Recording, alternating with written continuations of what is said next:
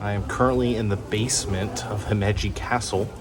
It is a long, beautiful walk as you come to the top, up, all the stairs and ramps and under two small doorways, and where you find a place to take off your shoes, which I'm not carrying with me, as well as my umbrella, all wrapped up to keep things clean.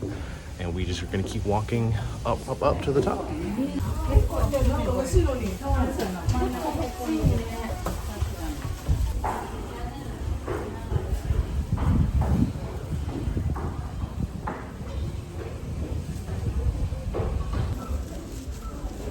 Warrior's hiding place to spring out and attack.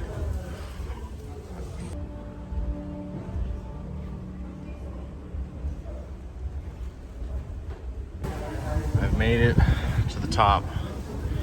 Look at that view of Himeji. Oh man, that was a lot of stairs. Whew, I'm covered in sweat. That was quite the hike to get up to the top. The stairs are so steep.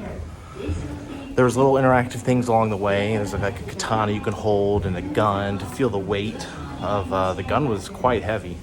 And you get to the very top, there's a little shrine to do a little offering. And now I'm on the way down. And just as steep as it is to get up, it's just that steep going down. So let's keep going. The views up here are beautiful. It's a bit rainy here in Himeji, but you can still see a good bit.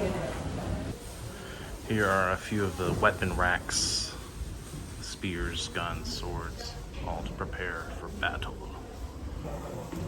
There we are, up at the top. And this is the whole castle town, what it looked like. Well, that is it for this Himeji Castle. Super impressive. One of the biggest and most well-preserved castles in Japan. Highly recommend a trip out here. You know, give yourself a couple hours to truly enjoy the whole castle, the walls, the gardens. I only really get to do the castle because I want to make sure I have enough time for Hiroshima, which is where I'm going to be heading to next. So goodbye, Himeji Castle, and let's go.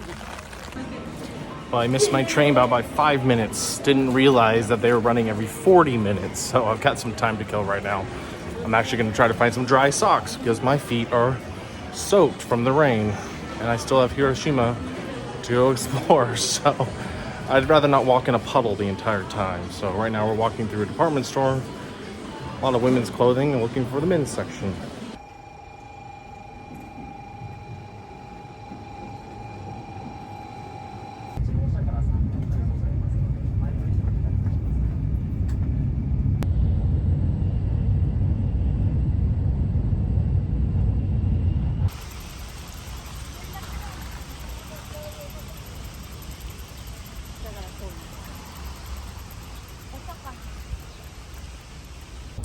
Well, I've made it to Peace Park in Hiroshima, the memorial site of the bombings, and I got a bike.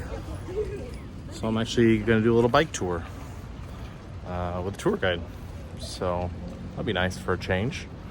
I don't know how much we're actually going to ride because it's wet out, but it's a somber place to be. I'm a little put off by my tour guide. They're very happy and smiling and excited, and I just feel like I should be much quieter and much more somber in such a place.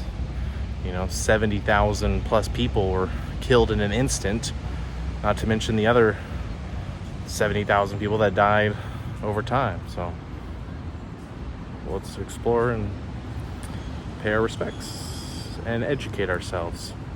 If you look from the sky, it's like T-shape, and it's easily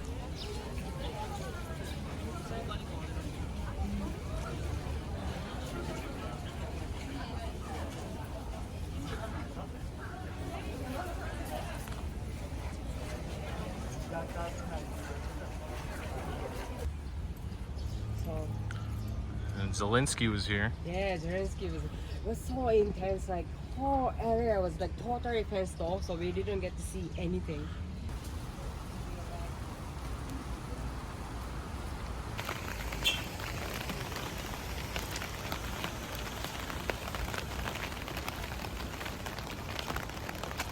That was an emotional experience. I don't really have much words right now.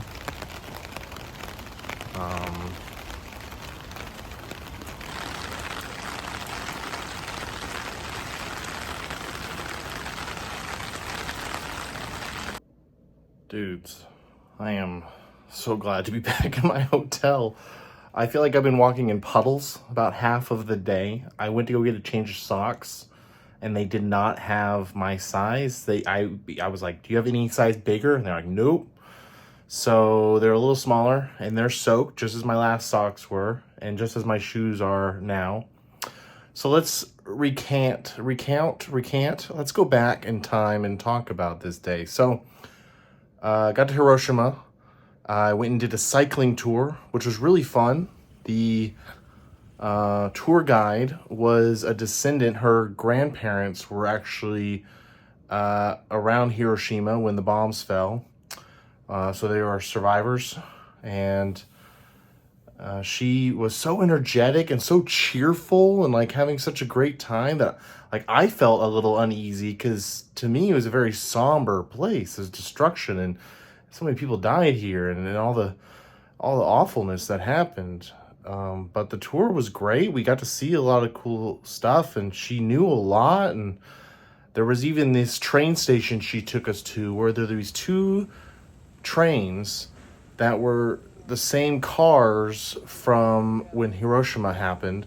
3 days after the bombings, the train owner was able to get the trains running again. And that was really the first sign of hope for a lot of people, was to hear the dinging of the trains going through town to pick people up and moving supplies. And that was really important to get that running. So that was interesting. And then I went to the Hiroshima Memorial Museum, and that was grim.